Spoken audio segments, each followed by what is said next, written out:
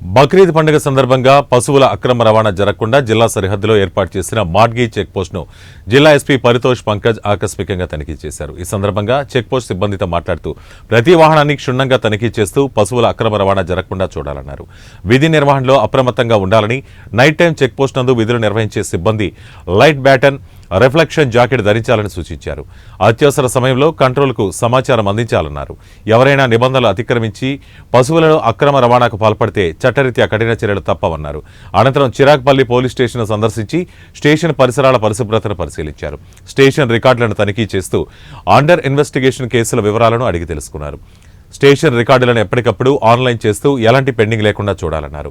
Under investigation కేసులు పరిమిత లిమిట్లో ఉండాలని, నాణ్యమైన దర్యాప్తును త్వరితగతిన పూర్తి చేసి బాధితులకు అండగా నిలవాలని సూచించారు. సిబ్బంది, అధికారులు స్టేషన్కు వచ్చిన వారితో మర్యాదగా మాట్లాడాలని, హిస్టరీ షీటర్స్, సస్పెక్ట్ మరియు పాత నేరస్తులపై నిఘా ఉంచాలని, నైట్ బీట్, పెట్రోలింగ్ అధికారులు విధి నిర్వహణలో అప్రమత్తంగా ఉండాలన్నారు. మన చుట్టూ జరుగుతున్న ఆన్లైన్ మోసాలు, బెట్టింగ్ యాప్స్, రోడ్డు ప్రమాదాల గురించి కమ్యూనిటీ పోలీసింగ్ ప్రోగ్రామ్స్ ద్వారా జిల్లా ప్రజల్లో అవగాహన కార్యక్రమాలు నిర్వహించాలని ఎస్హెచ్ఓకు సూచించారు. ఈ కార్యక్రమంలో ఎస్పీ వెంట Zaheerabad DSP Saida Naik, town inspector Shivalingam, rural inspector Hanumanthu తదితరులున్నారు.